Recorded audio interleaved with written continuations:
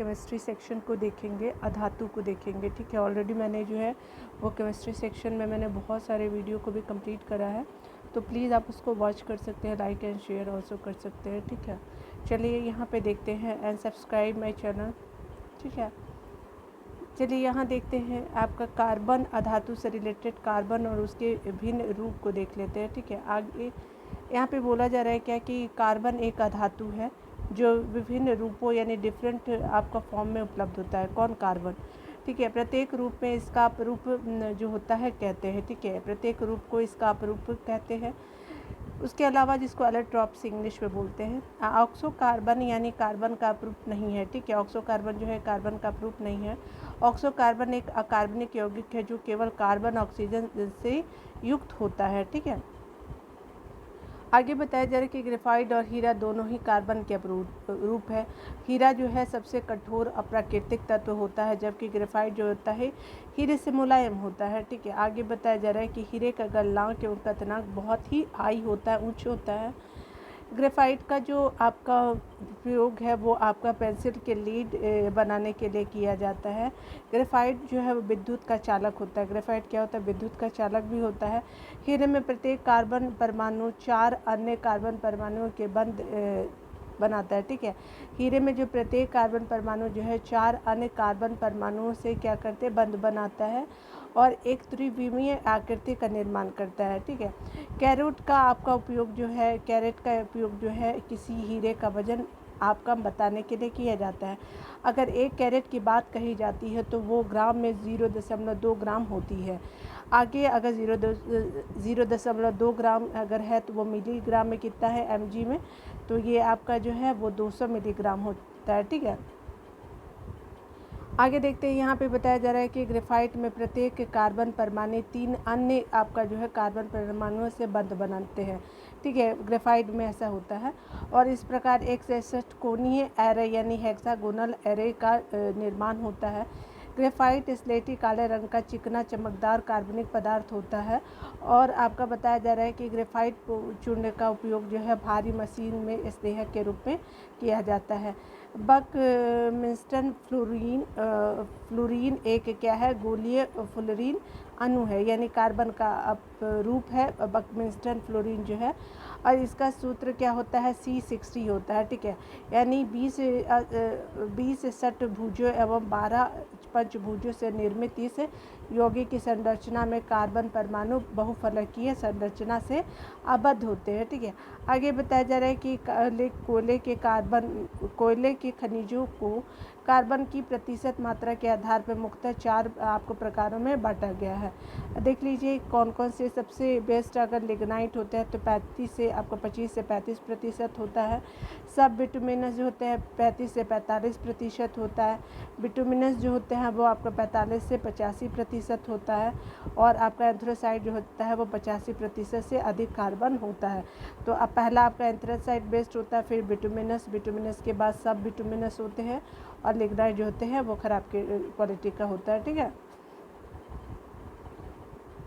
यहाँ पे बताया जा रहा है कि हीरे का जो है वो आपका उपयोग जो है कांच को काटने तथा उस पर उत्कीर्ण करने या फिर खरोचने में होता है।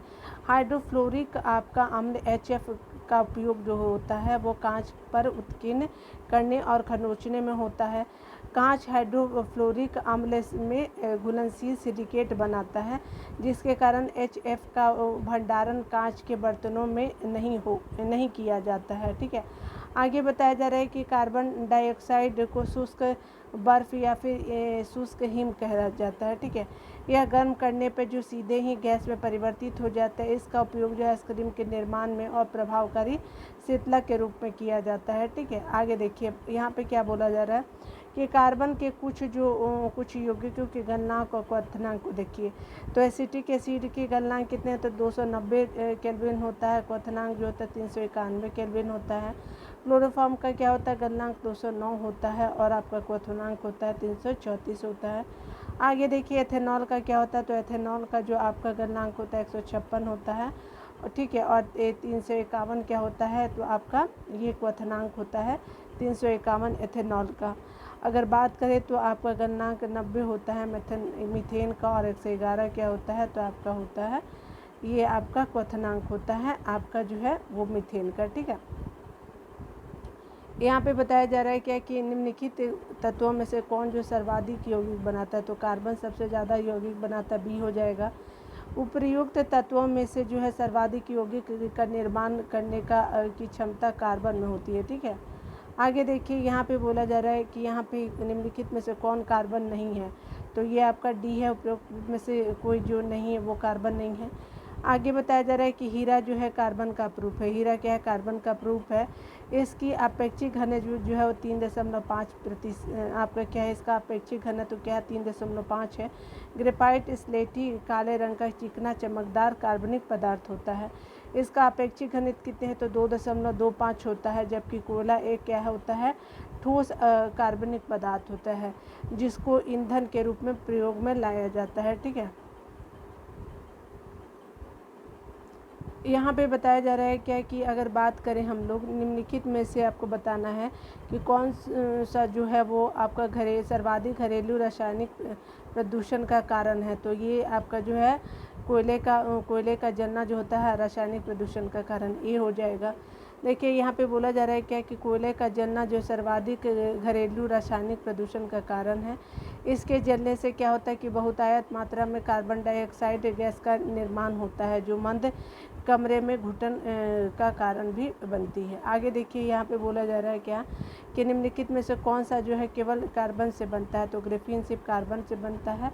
ग्रेफीन क्या है, एक कार्बन का एक आयामी अपरूप है, ठीक है। ग्रेफीन क्या होता है, तो ये आपका जो है कार्बन का नैनो प्रतिरूप है, बी हो जाएगा, ठीक है। आगे देख लीजिए यहाँ पे बोला जा रहा है कि ग्रेफीन एक अणु की मोटाई वाली सामान्य कार्बन की एक पतली परत है, ठीक है, ग्रेफीन के बारे में, और जिसके नैनो प्रौद्योगिकी के क्षेत्र में महत्वपूर्ण अनुप्रयोग है।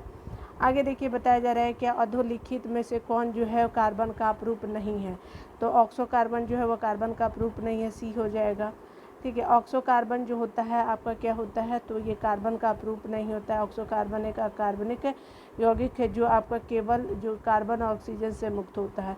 पेंसिल का क्या है, तो लेड होता है, ग्रेफाइट का बना होता है, 7 का ए हो जाएगा। ग्रेफाइट एवं आपका हीरा दोनों ही कार्बन के अपरूप है। हीरा सबसे कठोर होता है जबकि ग्रेफाइट हीरे से मुलायम होता है। ग्रेफाइट का उपयोग जो होता है पेंसिल के लेड बनाने में किया जाता है, ठीक है। आगे देख लीजिए,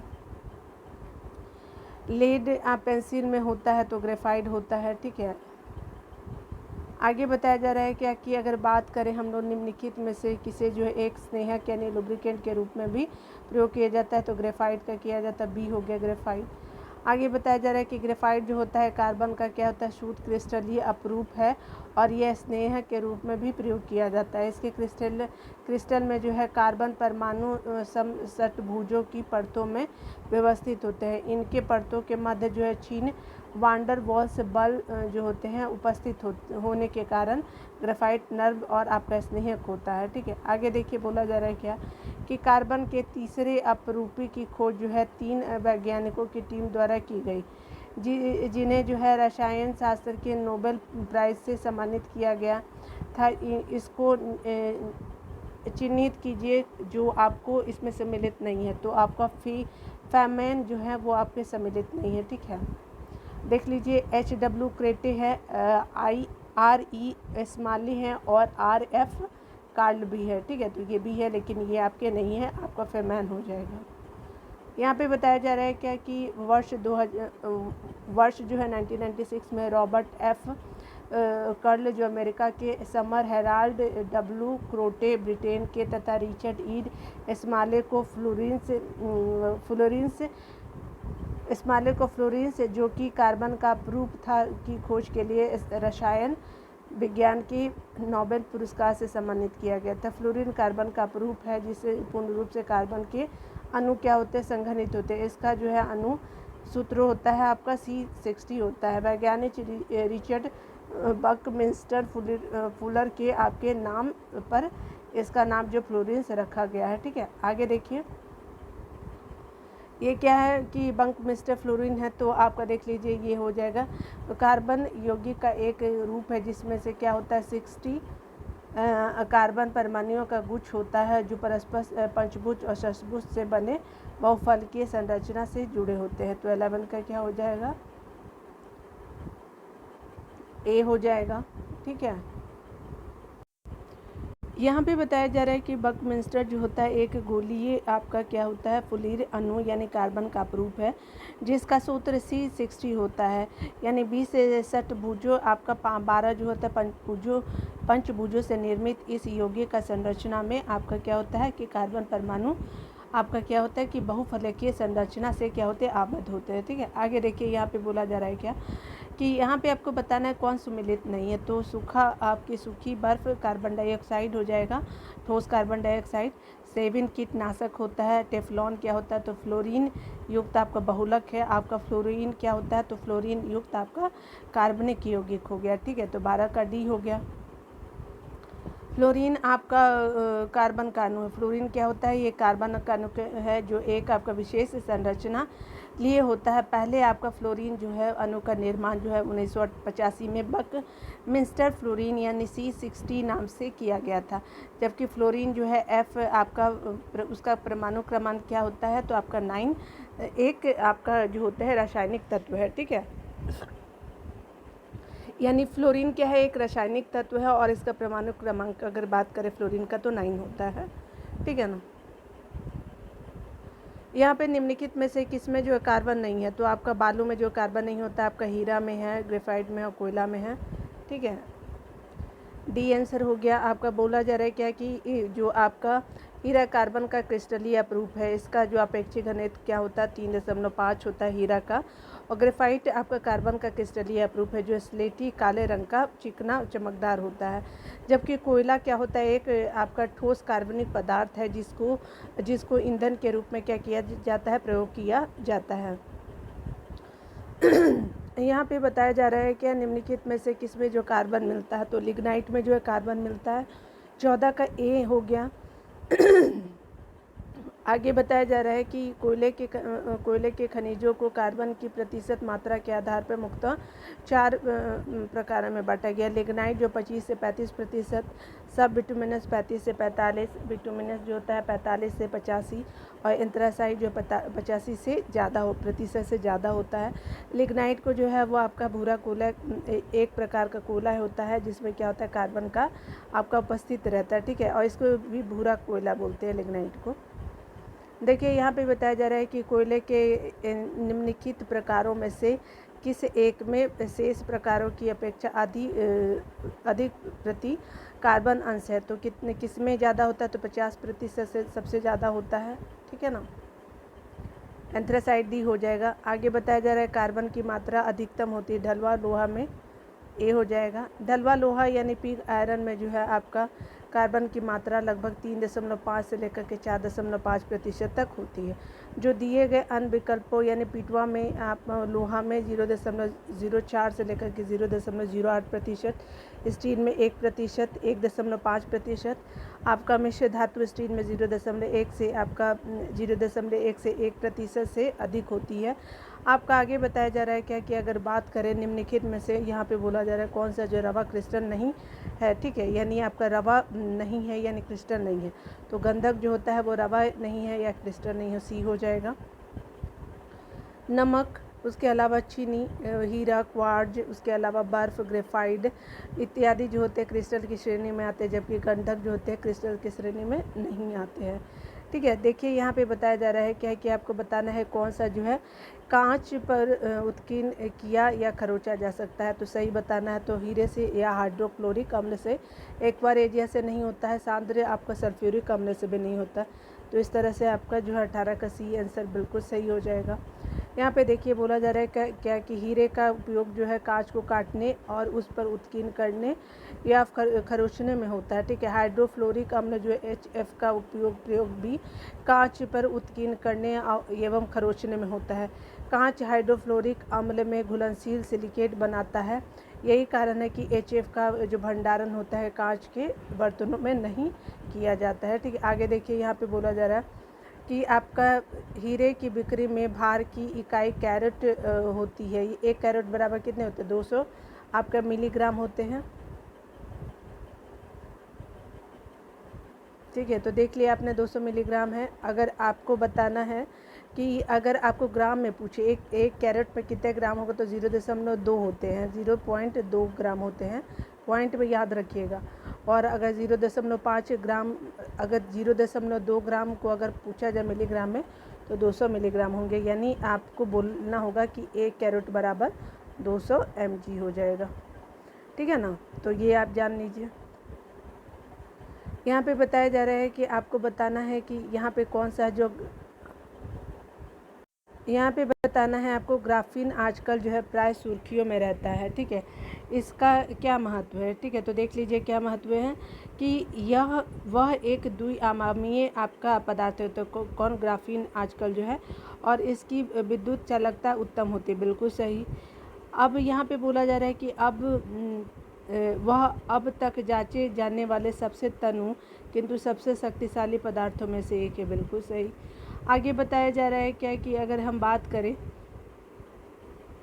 वह आपका पूर्णतः सिलिकॉन से बना होता है, उसकी चाशुक पारदर्शिता उच्च होती है, गलत है। आगे बताया जा रहा है कि उसका टच स्क्रीन एलसीडी और आपका कार्बनिक एलईडी के लिए चालक इलेक्ट्रोड के रूप में इस्तेमाल किया जाता है, बिल्कुल सही। 1, 2 और 4 हो जाएगा, देख लीजिए 1, 2, 4 आपको दिख भी रहा होगा कि आपका जो है सी आंसर बिल्कुल सही हो जाएगा, 1, 2, 4। डिटेल देख लेते हैं। ग्राफीन एक अणु की मोटाई जो होती है, आप मोटाई वाली सामान्य कार्बन की एक पतली परत है जो विलक्षण गुण प्रदर्शित करती है। इसकी खोज जो है मैनचेस्टर विश्वविद्यालय में कार्यरत 2 वैज्ञानिकों आद्रे जीम और आपका कोस्टाटाइन नोवोसेलोव ने जो है वर्ष 2004 में की थी, ठीक है। ग्राफीन के आपके आश्चर्यजनक गुणों को रेखांकित करने के कारण ही दोनों को वर्ष 2010 में भौतिकी के नोबेल पुरस्कार से सम्मानित किया गया था, ठीक है। जिम और नोवोसेलोव ने क्या किया कि ग्रेफीन को ग्रेफाइट के एक टुकड़े से निष्कर्षित किया था, ठीक है। ग्राफीन एक बहुआयामी तत्व है। द्विआयामी होने का फ़ायदा यह है कि इनमें विद्युत को नियंत्रित करना त्रिविमीय तत्वों की तुलना में ज़्यादा आपका क्या होता है, सरल होता है। ग्राफीन न केवल आपका बेहद पतला होता है, बल्कि अब जो है अब तक खोजे गए पदार्थों की सबसे मजबूत भी है। आगे बताया जा रहा है कि विद्युत का संवाहक होने के साथ साथ इसमें तांबे के भी गुण होते हैं। यह लगभग पारदर्शी होता है, इसके बावजूद यह इतना घना है कि आपका सबसे छोटा गैस का अणु हीलियम भी इससे होकर के गुजर नहीं सकता। ग्राफीन का इस्तेमाल है आपका जो कंप्यूटर चिप, कम्युनिकेशन डिवाइस और टच स्क्रीन इत्यादि में किया जा सकेगा, ठीक है। आगे देखते हैं। यहाँ पे बताया जा रहा है कि निम्नलिखित में से कौन सा पदार्थ सर्वाधिक मजबूत होता है, तो ग्राफीन सर्वाधिक मजबूत होता है, डी आंसर सही हो जाएगा।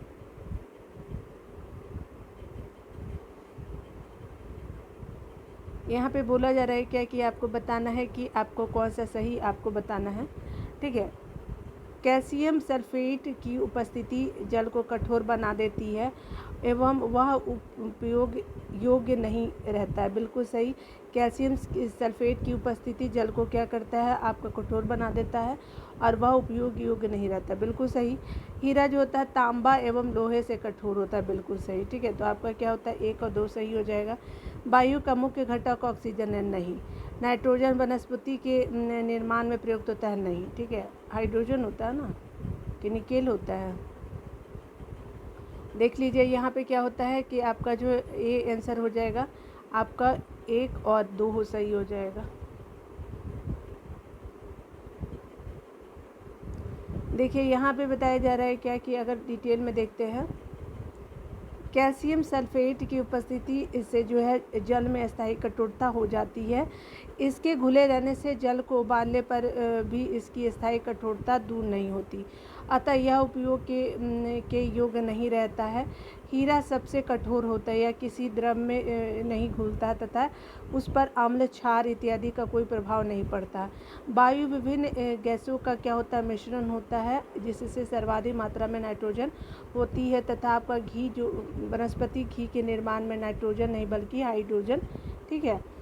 तो याद रखिएगा कि 1 हाइड्रोजन होता है वनस्पति घी के निर्माण में, ठीक है, नाइट्रोजन नहीं। इस प्रकार क्या होगा, 1 और 2 सही हो जाएगा, 3 और 4 क्या होगा, गलत होगा।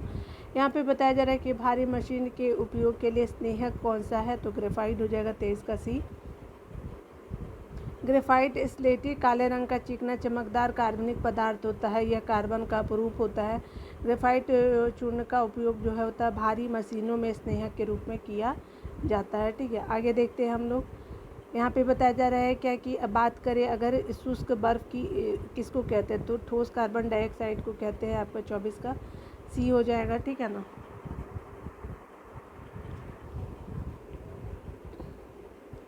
यहाँ पे बताया जा रहा है कि ठोस कार्बन डाइऑक्साइड को शुष्क बर्फ़ यानी शुष्क हिम कहा जाता है।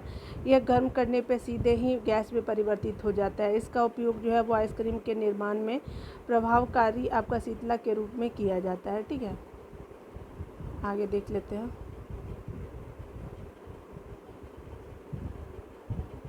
निम्नलिखित में से कौन सा सूखा आपका बर्फ़ है, तो आपका कार्बन ठोस कार्बन डाइऑक्साइड हो जाएगा, डी हो जाएगा।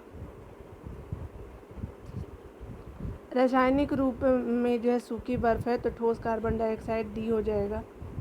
आपका क्या है, तो यहाँ पे शुष्क बर्फ़ है तो शुष्क बर्फ़ कौन होता है, तो आपका जमी हुई कार्बन डाइऑक्साइड होता है, बी हो जाएगा। आपका जो है बोला जा रहा है कि शुष्क बर्फ़ होता है तो क्या होता है, तो ये ठोस कार्बन डाइऑक्साइड होता है, 28 का सी। ठीक है, आगे देखिए। यहाँ पे बोला जा रहा है कि निम्नलिखित अधातुओं में से कौन सा जो है एक विद्युत का मंद चालक नहीं है, तो आपका सिलिकॉन जो होता है वो विद्युत का मंद चालक नहीं होता है। ठीक है, और सब सल्फ़र, ब्रोमीन और आपका फास्फोरस मंद चालक है, लेकिन सिलीनियम नहीं है। 29 का बी हो जाएगा। देखिए यहाँ पे बोला जा रहा है कि विद्युत का चालन जो होता है धात्विक गुण है। ठीक है, किसी वर्ग के नीचे की ओर जाने पर जो है धात्विक प्रकृति बढ़ती है तथा किसी आवर्त में जो है वो बाएं से दाएं जाने पर धात्विक गुण क्या होता है, घटता है।